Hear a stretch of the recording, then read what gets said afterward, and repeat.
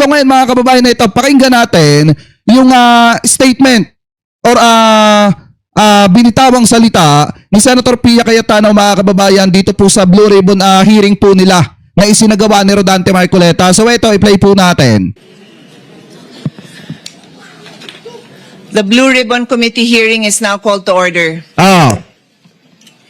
Magandang umaga po sa inyong lahat. Let me start by thanking every single person here. I'd like to thank the staff and our media friends for allowing this event to take place. The reason why I have to thank all of you is because dun sa first floor, may mga nagsasabing hindi papapasukin ng resource persons natin. So kailangan silang sunduin. Nung sinundo ko naman, Eto na, nagdrama na! staff doon, napakaayos naman. Nagdrama na mga kababayan, nagdrama na! Humihingi naman ng mga pangalan, mag-register daw sila as guests. Sabi ko, there are guests. So walang problema, pinapasok po sila. Maraming salamat sa inyo. Our media friends, you're always welcome to cover. Pasensya na parang nagkaroon ng konting gulo, but definitely we do not in any way intend. Alam nyo ba mga kababayan sa mga katulad kasi natin na manonood, di ba ang kailangan natin dito, laliman yung, hinahanap natin yung malalim Yung malalim na may resibot, may ebidensya, may larawan, may video kung maaari. Dito po sa pagdinig din na Rodante Marcoleta. Pero ang nangyari mga kababayan, nagmistulang palengke na nagkikwentuhan lang yung mga tao na kesyo ganito, ganyan yung nangyari. Parang ang alam niyo yung face-to-face na programa. Parang ganun yung nangyari mga kababayan dito sa hearing nila. Kasi naghanap tayo ng ebidensya, resibo. Pwede ba yun ipapakita yung litrato ni Brosas mga kababayan nasa cellphone ni Baligod? Pwede ba yun magsasalita yung ex-marine binabasa sa cellphone? Hindi mga kababayan matatawag na ebidensya yan. Ang kailangan natin yung dokumento na magpapatunay na nag-deliver talaga sila ng pera. At yung mga video na magpapatunay na mag-deliver talaga na nag-deliver po sila ng pera. Maaari ba yun? Kita nyo tingnan nyo maigi to. Maaari ba yun na mag-aakusa sila? Pero ang inaakusahan nila kailangan magpatunay na totoo yung accusation nila? Wala pong ganon mga kababayan. Anyway, tuloy pa natin. For any of you not to be able to cover our events here in the Senate anytime. On that note, nagulat lang ako kasi maayos naman. Sabi ko dun sa ating resource person, halika na, sinusundo ko kayo, let's go in. Nagulat na lang ako na nakita ko dun si Secretary John Vic Remulla, tinaharang ako. I never thought the day would come. Hindi naman ikaw yung hinaharang Hindi ikaw Senator Pia, hindi ikaw yung hinaharang. Kitang-kita sa video na si Secretary John Vic palabas na. Ngayon, ang dami ninyong mga kasamahan. Ang napatapat kay Secretary John Vic si Robin Padilla. Ang nakakapagtaka lang dito kay Robin Padilla, bakit hindi siya magsalita? Siya nga yung nakaharap kay Secretary John Vic. Diba, bakit hinahayaan niya na magsinungaling si Senator Pia sa harap ng sa harap ng mga taga-media? That somebody would prevent me from entering the Senate. This is my office. Again, thank you. Di ko rin nakalain na yung Senate staff, yung media, dahil nasama na kayo doon, kayo pang nakatulong na makarating ako dito sa hearing na to. This is the Senate. This is the halls of democracy. We will hold our hearing and we will continue.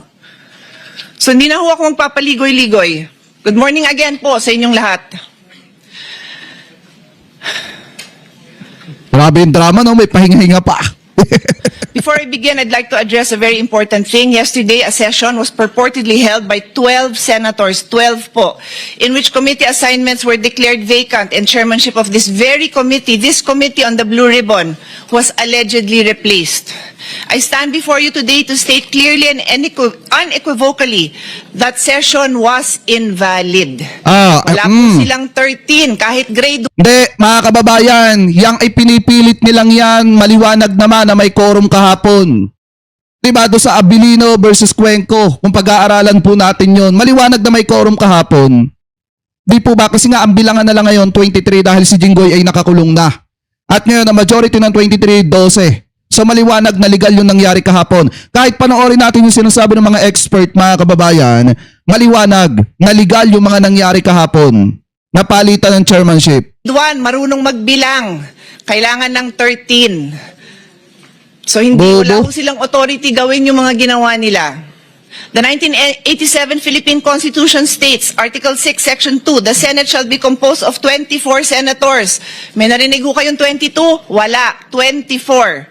Article 6, Section 16.2, a majority of each house shall constitute a quorum to do business. Rule 2, Section 2 of the Senate rule states, the officers of the Senate shall be elected by the majority vote of all its members. Majority vote is 13. When 12 senators convene and purportedly held session, how can that be valid? Nung tumayo po si Senator Gatchalian at sinabi niyang, ang dami hong posisyon, di ko na humaalala lahat.